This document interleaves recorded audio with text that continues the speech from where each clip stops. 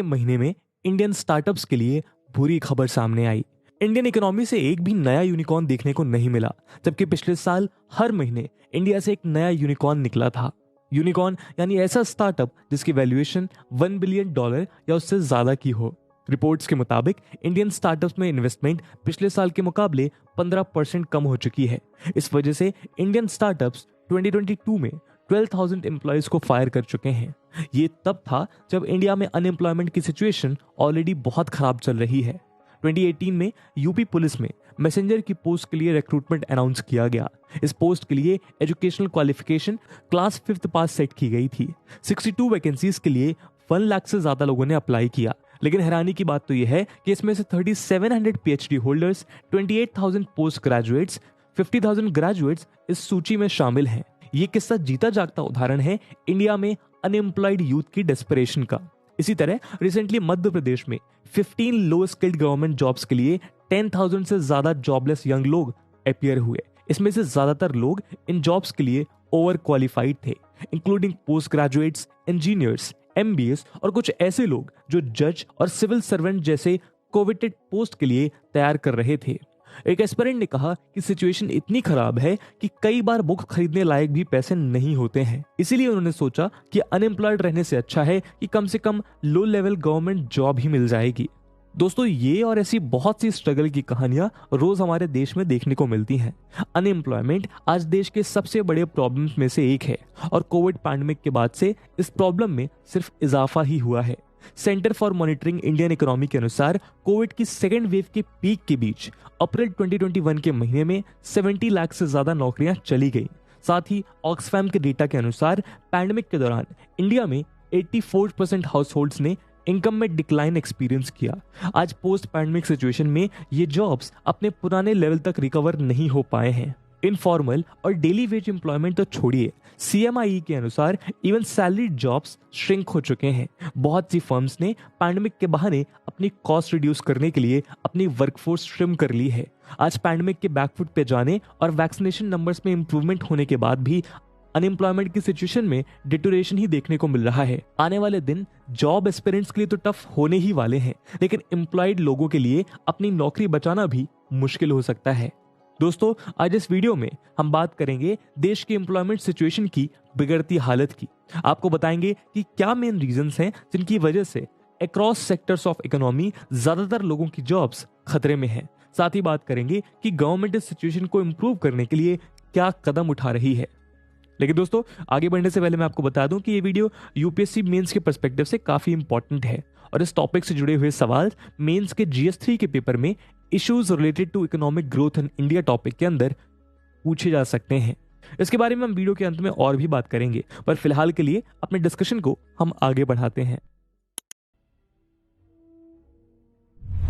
दोस्तों, एम्प्लॉयमेंट के एरिया में देश अपने सबसे टफ दौर से गुजर रहा है। हर साल इंडिया में करीब 12 लाख लोग वर्कफोर्स में एंटर होते हैं। इनमें से ज्यादातर लोग नौकरी की तलाश में होते हैं, लेकिन देश में इतने न्यू जॉब्स क्रिएट ही नहीं हो रहे, जिसकी वजह से अनएम्प्लॉयमेंट रेट बढ़ता जा रहा है। 2020 और 2021 में unemployment rate average 7.2% of workforce बना रहा है और 2021 के अंत तक यही फिगर 8% तक पहुंच चुकी थी। लेकिन सेम टाइम पीरियड में एवरेज ग्लोबल अनएम्प्लॉयमेंट रेट करीब 5.7% ही रहा। भारत में अनप्रेसिडेंटेड इकोनॉमिक स्लोडाउन देखने को मिला है, जो 1991 के बैलेंस ऑफ पेमेंट क्राइसिस के बाद से सबसे बड़ा स्लोडाउन बन चुका है। एक्सपर्ट्स का मानना है कि एम्प्लॉयमेंट रेट को 1% बढ़ाने के लिए आने वाले समय में इकोनॉमी को 10% के रेट से ग्रो करना पड़ेगा। लेकिन वर्ल्ड बैंक की ग्लोबल इकोनॉमिक प्रोस्पेक्ट रिपोर्ट के अनुसार करंट फाइनेंशियल ईयर में ग्रोथ रेट 8% ही रहने वाला है। इसका सीधा मतलब है कि आने वाले समय में अनएम्प्लॉयमेंट रेट बढ़ने की आशंका है, क्योंकि ग्लोबल माइक्रो इकोनॉमिक सिनेरियो को देखते हुए 10% का ग्रोथ रेट अचीव करना बहुत मुश्किल लगता है। अनएम्प्लॉयमेंट की समस्या तो है ही, लेकिन डेटा की माने तो करंटली एम्प्लॉयड वर्कफोर्स की क्वालिटी ऑफ एम्प्लॉयमेंट में भी डिटोरेशन देखने को मिल रहा है। पीरियोडिक लेबर फोर्स सर्वे के 2020 के Q3 डेटा की माने तो रेगुलर सैलरीड जॉब्स के परसेंटेज में गिरावट देखने को मिली है। क्वार्टर 3 में salaried jobs 48.7% of total jobs थी, जबकि लॉकडाउन के दौरान क्वार्टर 1 में 52.7% of jobs regular salaried jobs थे। सबसे बड़ा नुकसान फीमेल वर्कफोर्स पार्टिसिपेशन में देखने को मिला है, जो ऑलरेडी मेल पार्टिसिपेशन से बहुत कम है। इस डेटा को देख के ये पता लगाना मुश्किल नहीं है कि अनएम्प्लॉयमेंट की ऑलरेडी बुरी हालत आने वाले दिनों में और ज्यादा खराब होने वाली है। लेकिन पैंडेमिक अपने वीकेस्ट स्टेज में होने के बावजूद एम्प्लॉयमेंट सिनेरियो में इंप्रूवमेंट देखने को आखिर क्यों नहीं मिल रहा है? इस सवाल का जवाब छुपा है डोमेस्टिक और इंटरनेशनल इकोनॉमिक सिचुएशन में। इसे डिटेल में समझने के लिए इकोनॉमी के डिफरेंट सेक्टर्स की प्रॉब्लम्स जानना जरूरी है। आइए पहले बात करते हैं सर्विस सेक्टर की, जो एग्रीकल्चर के बाद इंडिया का लार्जेस्ट एम्प्लॉयर है। सर्विस सेक्टर पैंडेमिक के दौरान इकोनॉमी का वर्स्ट अफेक्टेड सेक्टर रहा। फाइनेंशियल ईयर 2020-21 में इस सेक्टर में 8.4% का कॉन्ट्रैक्शन देखने को मिला। हालांकि 2021-22 के फर्स्ट हाफ में इस सेक्टर में 10% से ज्यादा की ग्रोथ देखने को मिली। लेकिन बहुत से सब सेक्टर्स अभी भी पैंडेमिक से पहले के लेवल्स पर नहीं पहुंच सके हैं। कॉन्टैक्ट बेस्ड सब सेक्टर्स यानी ऐसे बिजनेसेस जिन्हें इकोनॉमिक एक्टिविटी के लिए लोगों के फिजिकल कॉन्टैक्ट में ही आना पड़ता है, अभी तक रिकवर नहीं कर पाए हैं। अगर इनके प्रमुख एग्जांपल्स देखें तो tourism, retail, hotel, entertainment and recreation जैसी एक्टिविटीज शामिल हैं। मिसाल के तौर पर कुछ ग्राउंड लेवल प्रैक्टिकल एग्जांपल्स लेते हैं। बहुत सी न्यूज़पेपर रिपोर्ट्स के अनुसार इंटरनेशनल वीजा इशुएंस में बहुत बड़ा बैकलॉग चल रहा है। साथ ही एविएशन प्राइसेस बढ़ने की वजह से टूरिज्म नंबर में गिरावट देखने को मिली है। जहां पैंडेमिक के पहले 5-6 लोगों का छोटा यूनिट 50 to 60,000 रुपीज की सेल कर लेता था, वही आज सेल्स बहुत नीचे गिर चुकी है। इसी तरह रिटेल ट्रेड सर्विस सेक्टर का सबसे बड़ा सब सेक्टर है, जो 3.7 करोड़ से ज्यादा लोगों को एम्प्लॉयमेंट देता है। पैंडेमिक के रिपीटेड वेव्स और लॉकडाउन के दौरान लोगों को लगी ऑनलाइन शॉपिंग की आदत की वजह से नॉन एसेंशियल रिटेल ट्रेड में जॉब लॉसेस देखने को मिल रहे हैं, क्योंकि मॉल्स और बड़े मार्केट्स में पहले जितनी भीड़ नहीं है। इस वजह से फ्रंट एंड स्टाफ के पास करने के लिए ज्यादा काम ही नहीं बचा। वर्क फ्रॉम होम के कारण बहुत से शहरों की माइग्रेंट पॉपुलेशन अब अपने होम टाउन से काम कर रही है, और साथ ही टूरिज्म के लो नंबर की वजह से शॉपिंग करने वाले क्राउड में भी गिरावट देखने को मिल रही है। रिटेल ट्रेड, जिसमें फिजिकल कांटेक्ट बहुत जरूरी है, गहरे संकट से जूझ रहा है। कोविड के नए वेरिएंट्स, बूस्टर डोज लेने वाले लोगों के ड्रॉपिंग नंबर्स और मंकी पॉक्स जैसी नई diseases high contact based service sector industries के लिए फर्दर बैड न्यूज ला सकता है।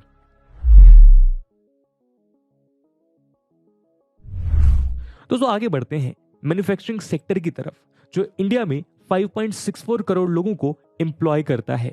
सिंस मैन्युफैक्चरिंग सेक्टर में वर्क फ्रॉम होम की सुविधा उपलब्ध नहीं कराई जा सकती, दोनों लॉकडाउन के दौरान इस सेक्टर में कैपेसिटी यूटिलाइजेशन बहुत सीवियरली डिक्रीज हुआ। रेंट और मशीन्स में कैपिटल इन्वेस्टमेंट जैसी हाई फिक्स्ड कॉस्ट होने की वजह से मैन्युफैक्चरिंग सेक्टर की प्रॉफिटेबिलिटी को बहुत बड़ा धक्का लगा है। इंडिया के मैन्युफैक्चरिंग सेक्टर में टेक्सटाइल्स एंड अपैरल सेक्टर करीब 10 करोड़ लोगों को डायरेक्टली या इनडायरेक्टली एम्प्लॉय करता है।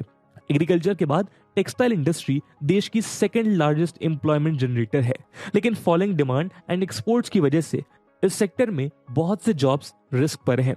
टेक्सटाइल के अलावा आगरा की लेदर फुटवेयर इंडस्ट्री का एग्जांपल लेते हैं। आगरा की फुटवेयर मैन्युफैक्चरिंग इंडस्ट्री ताजमहल से 200 साल पुरानी है। 15th सेंचुरी से आगरा फुटवेयर में लीडर रहा है। आज सिटी में 250 मर्चेंडाइज फैक्ट्रीज और 5000 कॉटेज इंडस्ट्रीज हैं, जिनकी प्रोडक्शन कैपेसिटी करीब 5 लाख पेयर्स पर डे की है। इन इंडस्ट्रियल क्लस्टर में करीब 4 लाख लोग एम्प्लॉयड हैं और इसके आधे डेली वेज अर्नर्स हैं। लॉकडाउन्स, डिक्रीजिंग डिमांड और इंटरनेशनल मार्केट्स में वॉलेटिलिटी के कारण 450 करोड़ रुपीस से ज्यादा के एक्सपोर्ट ऑर्डर्स यूरोपियन ब्रांड्स ने कैंसिल कर दिए। साथ ही डोमेस्टिक मार्केट में बढ़ते इन्फ्लेशन और फ्यूल प्राइसेस की वजह से इन प्रोडक्ट्स की डिमांड और एक्सपोर्ट कॉम्पिटिटिवनेस भी सफर कर रही है। दोस्तों रिसेंट टाइम्स में इंडस्ट्रियल सेक्टर के शाइनिंग स्टार्स बने रहे हैं स्टार्टअप्स। कुछ ही सालों में भारत, यूएस और चाइना के बाद दुनिया का तीसरा सबसे बड़ा स्टार्टअप इकोसिस्टम या कहें हब बन चुका है। आज इंडिया में 60,000 स्टार्टअप्स हैं जो 7 लाख से ज्यादा लोगों को एम्प्लॉय करते हैं। ये स्टार्टअप्स रिसेंट टाइम में बड़े एम्प्लॉयमेंट जनरेटर्स के रूप में उभरे हैं, लेकिन ऑफ लेट बहुत से इंडिकेशंस मिल रहे हैं कि स्टार्टअप इंडस्ट्री की शाइन कम होती जा रही है। सिर्फ 2022 में इंडियन स्टार्टअप्स ने करीब 11,360 एम्प्लॉयज को ले ऑफ कर दिया। 90% ले ऑफ्स एडटेक, ई कॉमर्स और कस्टमर सर्विस स्टार्टअप्स में देखने को मिले हैं। अभी तक की मोस्ट प्रॉमिसिंग दिखने वाली एडटेक इंडस्ट्री लेऑफ्स में सबसे आगे है, जहां 2022 में ही 4000 से ज्यादा एम्प्लॉय लेऑफ्स देखने को मिले हैं। इस स्लोडाउन का एक मेजर कारण है फंडिंग पाइपलाइन का ड्राइंग अप। 2021 के सेकेंड हाफ में इंडियन स्टार्टअप्स ने करीब $32 बिलियन की फंडिंग अट्रैक्ट करी थी, जबकि 2022 के फर्स्ट हाफ में यही वैल्यू सिर्फ $19 बिलियन तक सिमट गई। इस फंडिंग की अचानक घटती वैल्यू का कारण है ग्लोबल मैक्रो इकोनॉमिक सिचुएशन, जिसकी वजह से इंडिया ने रिसेंटली भारी इन्वेस्टमेंट आउटफ्लोज देखे हैं। आपको याद दिला दें कि फॉरेन फंडिंग इंडियन स्टार्टअप्स के लिए मेजर सोर्स ऑफ इन्वेस्टमेंट बनी रही है। इस ग्लोबल इकोनॉमिक सिचुएशन को कुछ ही देर में डिटेल में डिस्कस करेंगे। Last but not the least, agriculture sector, जो इंडिया का लार्जेस्ट एम्प्लॉयर है। क्लाइमेट चेंज आज एग्रीकल्चरल एम्प्लॉयमेंट को फेस करता सबसे बड़ा खतरा है।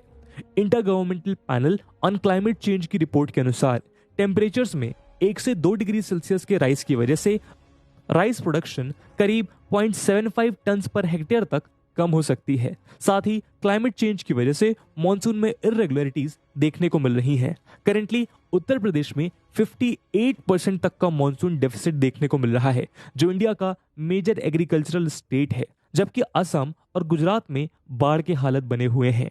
एग्रीकल्चर सेक्टर से इंडियन इकोनॉमी के बहुत से सेक्टर जुड़े हुए हैं।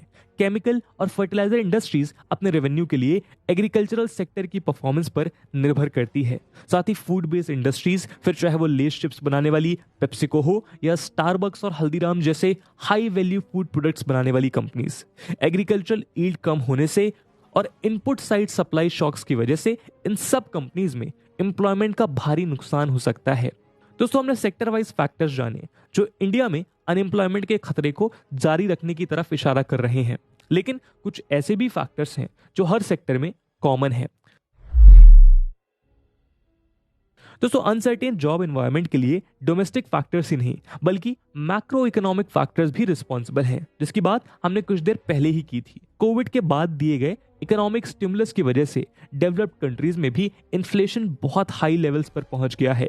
यूएस जैसी डेवलप्ड इकोनॉमी में इन्फ्लेशन 9% से ज्यादा चल रहा है, जबकि इंडिया में consumer price index based inflation continuously 7% से ऊपर चल रहा है। साथ ही यूएस के सेंट्रल बैंक फेडरल रिजर्व ने टेपरिंग की पॉलिसी अपनाना जारी रखा है। टेपरिंग का मतलब है इंटरेस्ट रेट्स को बढ़ाना, जिसकी वजह से इन्वेस्टर्स के लिए फंड्स लेना महंगा हो जाता है। इसके अलावा डॉलर की स्ट्रेंथनिंग के अगेंस्ट रूपी और दुनिया की ज्यादातर मेजर करेंसीज डिप्रिशिएट हो रही हैं। इन्फ्लेशन, करेंसी डिप्रिसिएशन और टेपरिंग की वजह से ग्लोबल इकोनॉमिक एनवायरनमेंट अनसर्टेन होता जा रहा है, जिस वजह से इन्वेस्टर्स अपने फंड्स को सेफ एसेट्स में इन्वेस्ट कर रहे हैं। Dollar denominated US government securities और गोल्ड एसेट्स ऐसी इन्वेस्टमेंट के एग्जाम्पल्स हैं। साथ ही दुनिया के ज्यादातर बड़े बैंक्स ने 2022 के एंड तक ग्लोबल रिसेशन का प्रेडिक्शन किया हुआ है। स्टार्टअप की फंडिंग में आए गिरावट और रुपये के डेप्रिसिएशन के पीछे मेजर रीजंस यही हैं कि अनसर्टेन टाइम्स में इन्वेस्टर्स अपनी इन्वेस्टमेंट्स सेफ एसेट में पार्क करना बेहतर समझते हैं। स्टार्टअप्स रिस्की इन्वेस्टमेंट माने जाते हैं और इस वजह से इंडियन स्टार्टअप्स की फंडिंग का हनीमून पीरियड अब खत्म होता दिखाई पड़ रहा है। साथ ही रशिया यूक्रेन वॉर की वजह से इकोनॉमिक अनसर्टेनिटी और फूड इन्फ्लेशन दोनों ही बढ़ती ट्रेजेक्टरी पर है। दोस्तों, संकट के काले बादलों से घिरे एम्प्लॉयमेंट सिनेरियो के बीच उम्मीद की कुछ किरणें भी दिखाई दे रही हैं। बजट 2022-23 में सरकार ने प्लान्ड कैपिटल इन्वेस्टमेंट में बहुत बड़ा जंप दिखाया है। 10.68 लाख करोड़ रुपीस की कैपिटल इन्वेस्टमेंट प्लान की गई है, जो करीब 4.1% ऑफ जीडीपी के बराबर है। इस बढ़ती कैपिटल इन्वेस्टमेंट के कारण long term productive assets create होंगे, जैसे रोड्स, रेलवेज और पोर्ट्स। इन एसेट्स के क्रिएशन में तो एम्प्लॉयमेंट बढ़ेगी ही, लेकिन साथ ही ये इंफ्रास्ट्रक्चर एम्प्लॉयमेंट ड्राइवर्स के रूप में भी आगे आएंगे। साथ ही ड्रोन मैन्युफैक्चरिंग जैसे न्यू एरियाज में स्टेबल पॉलिसी और इन्वेस्टमेंट के साथ मैन्युफैक्चरिंग सेक्टर में भी एम्प्लॉयमेंट बढ़ने के आसार हैं। भारत को ड्रोन मैन्युफैक्चरिंग हब बनाने के लिए मिनिस्ट्री ऑफ सिविल एविएशन ने ड्रोन रूल्स को लिबरलाइज भी किया है। यूपी और तमिलनाडु में डिफेंस कॉरिडोर स्टैब्लिश किए जा रहे हैं। हाल ही में डिफेंस मैन्युफैक्चरिंग ने प्रॉमिस दिखाया है, जिसकी वजह से पिछले साल डिफेंस एक्सपोर्ट्स में देश ने रिकॉर्ड बनाया। फिलीपींस और मलेशिया जैसे देश ब्रह्मोस और तेजस खरीदने की दिशा में आगे बढ़ रहे हैं। साथ ही 14 सेक्टर्स में प्रोडक्टिव लिंक्ड इंसेंटिव स्कीम्स लाई जा रही है, जिसकी वजह से 60 लाख जॉब्स क्रिएट होने की उम्मीद है। दोस्तों, आज की इस वीडियो में हमने बात की भारत में बढ़ते अनएम्प्लॉयमेंट क्राइसिस की। कुछ स्टैट्स के थ्रू हमने जाना कि किस तरह अनएम्प्लॉयमेंट के नंबर्स बढ़ते जा रहे हैं। साथ ही फ्यूचर में एम्प्लॉयमेंट सिनेरियो को फेस करने वाले सेक्टर वाइज खतरों के बारे में भी जाना। सरकार इन सिचुएशन को इंप्रूव करने के लिए क्या कदम उठा रही है, इस बारे में भी हमने चर्चा की। दोस्तों, हमें याद रखना चाहिए कि अनएम्प्लॉयमेंट एक बहुत ही सीरियस इशू है, जिसकी वजह से बहुत से देशों में सोशल अनरेस्ट देखा जा चुका है। साथ ही पॉसिबल है कि अनएम्प्लॉयमेंट की वजह से गवर्नमेंट जॉब्स में रिजर्वेशंस की अनरियलिस्टिक डिमांड उठने लगे, जिससे सोशल टेंशंस बढ़ सकती हैं। इसीलिए जरूरी है कि रोजगार के अवसर क्रिएट करके देश के यूथ को प्रोडक्टिव एरियाज में इन्वॉल्व किया जा सके। इस दिशा में पहला कदम है अनएम्प्लॉयमेंट का डेटा कंसिस्टेंटली और बिना लैग के रिलीज करना। Presently periodic labour force survey का डेटा 9 महीने से 1 साल के लैग के साथ रिलीज किया जाता है। साथ ही मैन्युफैक्चरिंग सेक्टर की ग्रोथ एम्प्लॉयमेंट क्रिएशन का सबसे बड़ा ड्राइवर हो सकती है। साथ ही अनसर्टेन फंडिंग सिचुएशन में इंडियन स्टार्टअप्स की यह जिम्मेदारी बनती है कि वे अपने बिजनेस मॉडल्स को रेजिलिएंट और सस्टेनेबल बनाएं और मार्केटिंग जैसे डिस्क्रिशनरी एक्सपेंडिचर्स को रिस्पॉन्सिबली मैनेज करें, जिससे टेम्परेरी शॉक के समय एम्प्लॉयज को ले ऑफ की नौबत ना आए। लेकिन स्टार्टअप्स पर अकेले जिम्मेदारी डालना भी सही नहीं है।